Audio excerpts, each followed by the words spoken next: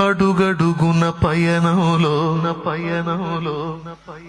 అవమానపు హేళనలో నొప్పించే మాటలతో మనసు నలిగి ఉన్నావా? మది నిండిన వేదనను మౌనముగా భరిస్తూ కనుల నిండా కన్నీళ్లతో ప్రభుని చూస్తూ ఉన్నావా?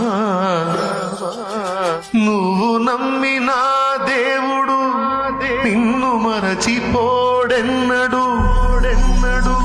అనుభవాల పాఠం కోసం నిన్ను అప్పగించాడు. పొందే ప్రతి గాయం రూపు మాసిపోయే సమయం సంతోషం ఇక ఆసన్నమాయే. వెతుకుతూ ఉన్నావా విడుదల దారే కనరాక?